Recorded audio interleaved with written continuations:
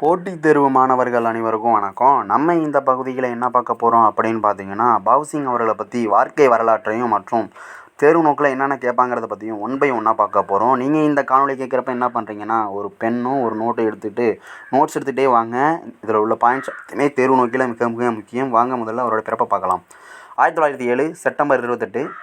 மாநிலம் பஞ்சாப், கிராமம் பங்கா. அப்போதைய இந்தியா, இப்போதைய பாகிஸ்தான். பெற்றோர் தந்தை கிசான் சிங், தாய் வித்யாபதி.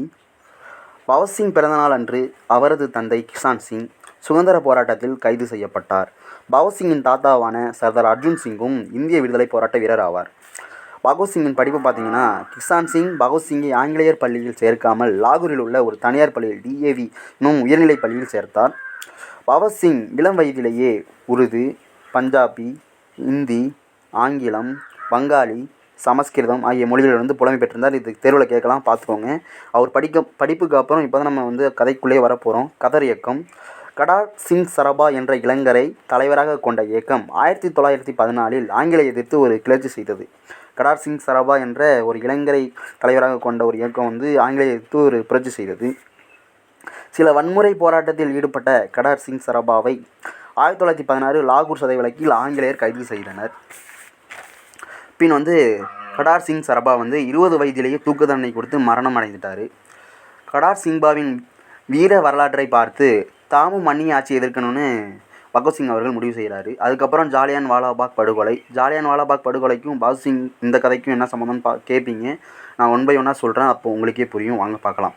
1919ஆம் ஆண்டில் ரவுலட் சட்டம் இயற்றப்பட்டது. 1919ஆம் ஆண்டில் ரவுலட் சட்டம் இயற்றப்பட்டது. ரவுலட் சட்டம்னா வேறு எதுவும் இல்லை, நம்ம இந்தியர்களை ஆங்கிலேயர்கள் எந்த விசாரணையும் இன்றி 2 வருடம் சிறையில் அடைக்கலாம், அதுதான். இதை எதிர்த்து இந்தியா முழுவதும் போராட்டம் நடந்தது. அந்த ரவுலட் சட்டத்தை எதிர்த்து இந்தியா முழுவதும் போராட்டம் நடந்திருக்கு. 1919 ஏப்ரல் 13 பஞ்சாபில் உள்ள அமிர்தசரஸில் ஜாலியன் வாலாபாக் திடலில் மக்கள் கூடி இதனை எதிர்த்து போராட்டம் நடத்தினர். ஆமாம், ஜாலியன் வாலாபாக் திடலில் கூடி மக்கள் அனைவரும் அமைதியான முறையில் தான் போராட்டம் நடத்தியிருக்காங்க. அன்றைய தினம் பஞ்சாபில் அறுவடை திருநாள் கொண்டாடப்படுறாங்க. அதை பைசாகி அப்படின்னு அழைப்பாங்க. ஆங்கிலேய படை தளபதி டயர் 150 இராணுவ வீரர்களுடன் திடலுக்கு நம்ம இந்தியர்களை பார்த்து படன்னு சுட ஆரம்பிச்சிட்டாரு. சுட்டதும் மக்களுக்கெல்லாம் என்ன பண்ணுறனே தெரியாமல் ரத்தம் வெள்ளம் மிதக்குது. பல பேர் காயமடைகிறாங்க. தப்பிச்சு போகவும் வேறு வழி இல்லை. இந்த பக்கம் பார்த்தீங்கன்னா கிணறு, இந்த பக்கம் பார்த்தீங்கன்னா ஒரே வழி தான் இருக்குது அப்படின்னு ஜனால டயர் இருக்காங்க. ஒட்டம்பெல்லாம் செதறி போய் ரத்த ஆற ஓடுது. அந்த சம்பவத்தில் தான் 379 பேர் இறந்ததாகவும் 1000க்கும் மேற்பட்டோர் காயமானதாகவும் சொல்கிறாங்க. ஆனால் இது உண்மை கிடையாது. 1000க்கும் மேற்பட்டோர் தான் இறந்துருக்காங்க. ஆனால் 1000க்கும் மேற்பட்டோர் இறந்ததாக நம்ம சொன்னால் புரட்சி வெடிக்கும்னு சொல்லி ஆங்கிலேயர் நம்மகிட்ட மறைச்சி நம்மளை நம்ப வச்சுட்டாங்க, போய் சொல்லி. அதுக்கப்புறம் பகத்சிங் ஒரு சபதம் எடுக்கிறாரு. அது என்ன சபதம்னு பார்க்கலாம். ஜாலியன் வாலாபாக் படுகொலை நடந்த அடுத்த நாள் பள்ளிக்கு செல்லாமல் அமிர்தசரஸுக்கு சென்றார்.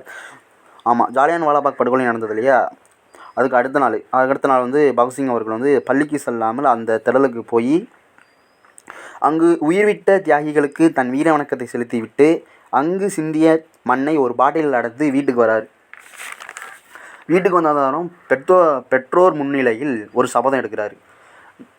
இந்தியரை ஆங்கிலேயர்கள் எப்படி துன்புறுத்தி கஷ்டப்படுத்துகிறாங்களோ அதேமாரி நான் ஒரு நாள் ஆங்கிலேயரை நம் நாட்டை விட்டு விரட்டுவேன் என்று ஒரு சபதம் எடுக்கிறாரு. அதுக்கப்புறம் ஒத்துழையாமை இயக்கம் உங்களுக்கே தெரியும் இல்லையா, காந்தி நடத்தினது.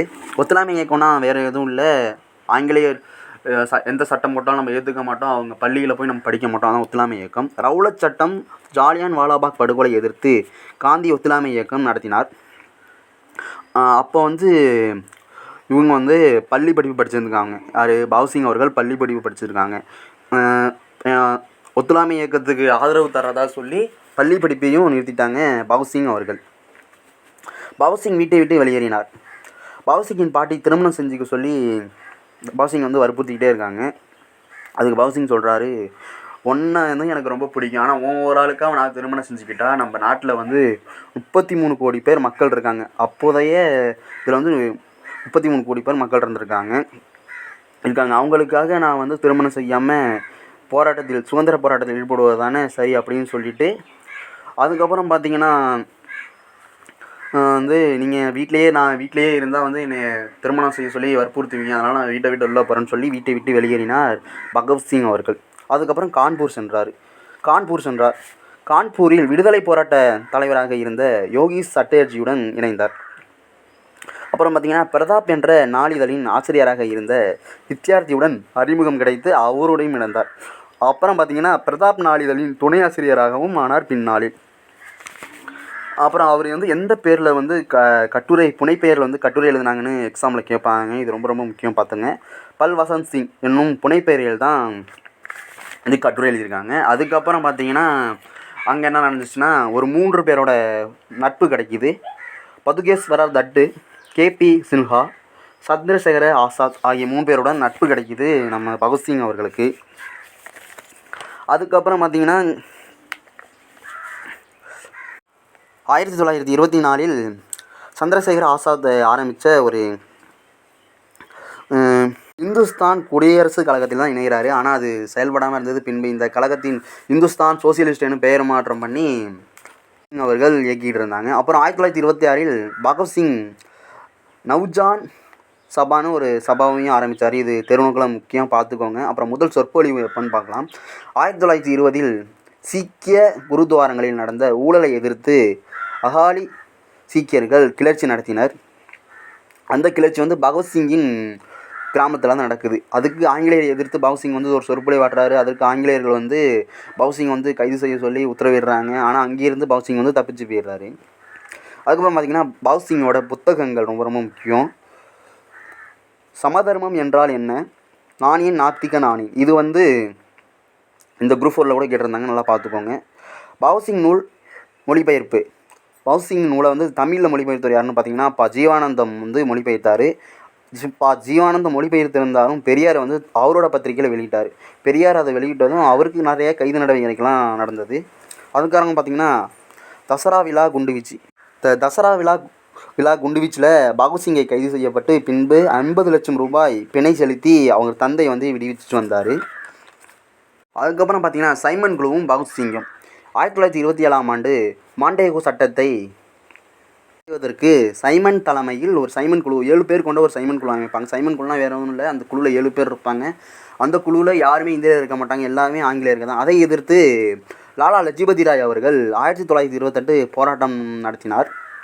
இந்த போராட்டத்தில் ஸ்காட் என்ற அதிகாரியின் உத்தரவின்படி சாண்டஸ் என்ற ஆங்கிலேய அதிகாரி லாலா லஜபதி ராயை தாக்கினாங்க இல்லையா. அதுக்கப்புறம் 1928 நவம்பரில் லாலா லஜபதி ராயை இறந்துட்டாங்க. இதை பார்த்த பகத்சிங் அவர்களுக்கு இன்னும் கோபமாகி நண்பர்களுடன் இணைந்து ஸ்காட்டை தாக்க முடிவு செய்தார்.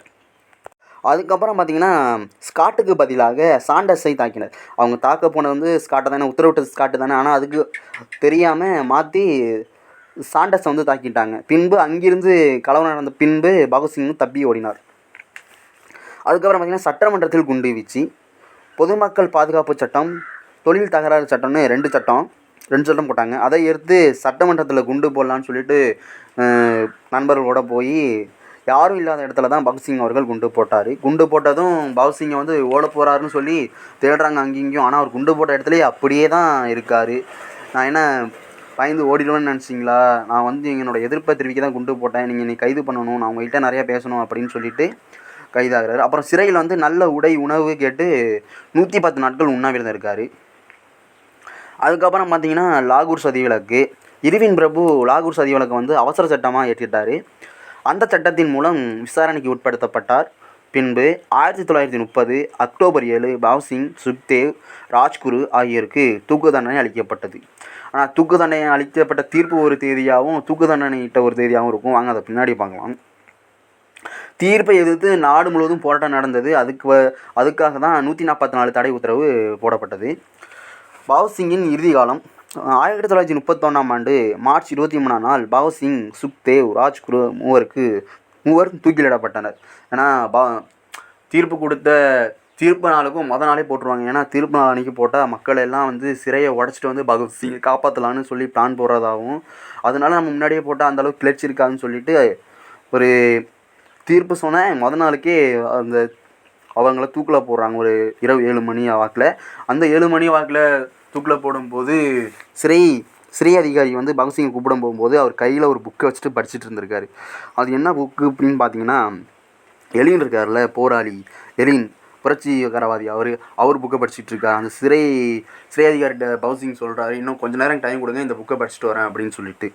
அதுக்கப்புறம் பார்த்திங்கன்னா 7 மணி அளவில் தூக்கில் போட்டாங்க. தூக்கில் போட்ட அடுத்த நாள் வந்து அவங்க செத்துட்டாங்க இல்லையா, அந்த 3 பேரும். அந்த 3 பேரையும் எடுத்துகிட்டு ஒரு வண்டியில் வச்சு யாருக்குமே தெரியாமல், மக்களுக்கெல்லாம் தெரியாமல் போய் தகனம் செய்யலான்னு சொல்லிட்டு எடுத்துகிட்டு போகிறாங்க. ஆனால் அங்கே இருக்க மக்களுக்கு எல்லாருக்கும் அந்த விஷயம் தீயாக பரவுது. பரவுனோடனே ஆஹா வந்து பகத்சிங் அவர்களை வந்து தூக்கில் போட்டாங்க, அவங்க இறந்துட்டாங்க, பகத்சிங்கின் உடலும் அவங்க கிடைக்கலன்னா நம்ம என்ன பண்ணுறோன்னு சொல்லிட்டு அந்த தகனம் செய்யக்கூடிய இடத்துல நோக்கி மக்கள் எல்லாம் போகிறாங்க. அவங்க மக்கள் ஓடுறத பார்த்துட்டு ஆங்கிலேயர்கள்லாம் பதறி அடிச்சுட்டு ஓடி போயிட்டாங்க. அதுக்கப்புறம் அங்கேருந்து மக்கள் வந்து அவர் 3 உடலையும் மீட்டு தியாகிகளுக்கு ஏற்றபடி இறுதி மரியாதை செலுத்தினர்.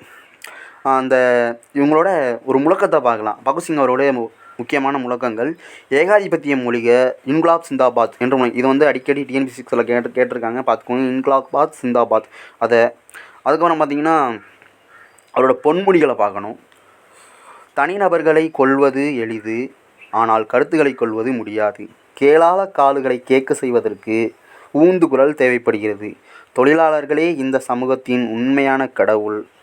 கனவுகளை நினைத்து கண்ணீர் சிந்துவதை விட லட்சியத்தை நினைத்து உதிரம் சிந்தலாம். இவ்வளோ தாங்க ஆரம்பத்திலேருந்து எண்டிங் வரையுமான பகத்சிங் அவர்களின் வாழ்க்கை வரலாறு மற்றும் போட்டி தேர்வுக்கான முக்கியமான குறிப்புகள். இது போன்ற போட்டித் தேர்வுக்கான வீடியோஸை நீங்கள் பார்க்கணுன்னா நம்ம சேனலை சப்ஸ்கிரைப் பண்ணிக்கோங்க. இந்த வீடியோ பிடிச்சிருந்தா ஒரு லைக் பண்ணிக்கோங்க. நன்றி, வணக்கம் நண்பர்களே.